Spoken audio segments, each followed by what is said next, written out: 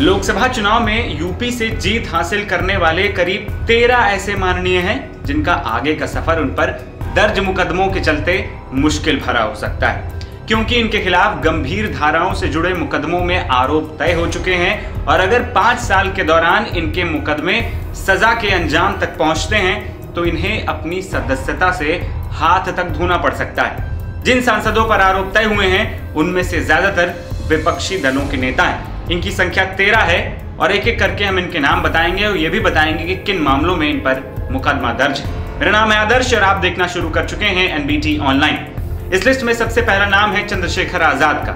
नगीना से दिग्गजों को मात देने वाले आजाद समाज पार्टी के चंद्रशेखर आजाद के खिलाफ 36 मामले दर्ज हैं। इनमें से ज्यादातर गंभीर अपराध हैं।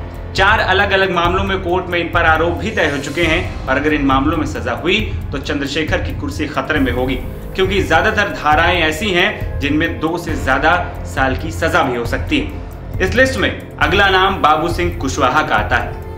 राजनीतिक परिदृश्य में हाशिए पे जाने के बाद जौनपुर से सपा के टिकट पर जीत हासिल करने वाले बाबू सिंह कुशवाहा NRHM आय से अधिक संपत्ति के मामलों समेत गंभीर मुकदमों में नामजद। इनके खिलाफ 25 केस दर्ज, जिनमें 8 मामलों में आरोप तय हो चुके हैं। यूपी पुलिस के अलावा CBI और ED के भी केस इनके खिलाफ। इस लिस्ट में अगला नाम है रामभुआल निषाद का। सुल्तानपुर से मेनका गांधी जैसी बड़ी नेता को हराकर संसद पहुंचने वाले रामभुआल निषाद पर 8 मामले दर्ज हैं। गोरखपुर में दर्ज गैंगस्टर और जानलेवा हमले के 2 मामलों में कोर्ट में उनके खिलाफ आरोप भी तय हो चुके हैं और इन मामलों में सजा होने पर उनकी सांसदी खतरे में पड़ सकती है। अब इस लिस्ट में अगला नाम इमरान मसूद का आता है। सहारनपुर से कांग्रेस के टिकट पर जीते इमरान मसूद पर भी 8 मामले दर्ज हैं। इनमें ED की मनी लॉन्ड्रिंग का केस भी है। मसूद के खिलाफ 2 मामलों में आरोप तय हो चुके हैं और आने वाले समय में ED का केस भी रफ्तार पकड़ सकता है। इस लिस्ट में अगला नाम आता है मुख्तार अंसारी के भाई अफजाल अंसारी का। माफिया मुख्तार अंसारी के बड़े भाई अफजाल अंसारी के खिलाफ 5 आपराधिक मामले दर्ज हैं। इनमें गैंगस्टर एक्ट के एक मामले में उन्हें 4 साल की सजा भी हो चुकी है। उनकी सदस्यता भी चली गई थी, हालांकि सुप्रीम कोर्ट में अपील के बाद राहत मिली और उनकी सदस्यता बच पाई थी। हालांकि उनका मामला हाई कोर्ट में लंबित है और अगर सजा का फैसला बरकरार रहा तो उनकी सदस्यता जानी तय मानी जा रही है। चुनाव के दौरान भी इस आशंका के चलते उन्होंने अपनी बेटी को निर्दलीय प्रत्याशी के रूप में उतार दिया था। इसके अलावा अफजाल पर 2 केस में आरोप भी तय हो चुके हैं। अगला नंबर है वीरेंद्र सिंह का। चंदौली से सपा के टिकट पर जीते वीरेंद्र सिंह के खिलाफ गंभीर धाराओं के 3 मामले दर्ज हैं। एक मामले में 19 जुलाई 2023 को उन पर आरोप तय हो चुका है। गंभीर धाराओं वाले इस मुकदमे में अगर सजा होती है तो वो 2 साल से ज्यादा की होगी और उनकी सदस्यता भी जा सकती है। और इस लिस्ट में सबसे बड़ा नाम धर्मेंद्र यादव। आजमगढ़ से जीत हासिल करने वाले सैफई परिवार के धर्मेंद्र यादव के खिलाफ 4 मामले दर्ज हैं। बदायूं में दर्ज एक मामले में धर्मेंद्र के खिलाफ कोर्ट में 21 दिसंबर 2023 को आरोप तय हो चुके हैं और अगर इसमें सजा होती है तो वो 2 साल से ज्यादा की होगी और उनकी सांसदी भी जा सकती है। इसके अलावा फतेहपुर सिकरी से बीजेपी के टिकट पर जीते राजकुमार चाहर पर 2 मामले दर्ज हैं। इनमें गंभीर धाराओं के मामले में 16 अगस्त 2023 को आरोप तय हो चुका है।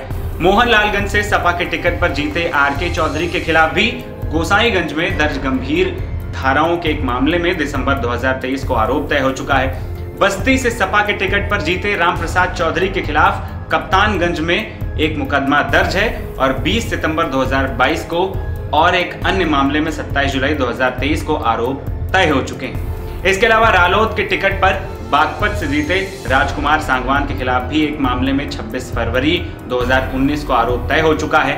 हाथरस से बीजेपी के टिकट पर जीते अनूप प्रधान वाल्मीकि के खिलाफ अलीगढ़ के पिसवा में दर्ज मुकदमे में 24 मार्च 2023 को आरोप तय हो चुका है। तो वहीं बिजनौर से रालोद के टिकट पर जीते चंदन चौहान के खिलाफ भी मुजफ्फरनगर के खतौली में दर्ज मामले में 16 मई 2023 को आरोप तय हो चुके हैं। यानी 13 सांसदों की लिस्ट में 13 विपक्षी गठबंधन के हैं।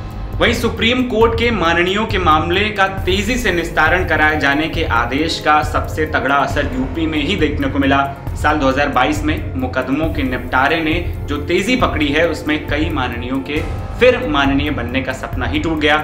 इसमें सबसे पहला नाम है माफिया मुख्तार अंसारी का। मुख्तार को एक के बाद एक सजा हुई और वो सक्रिय राजनीति से दूर हो गया।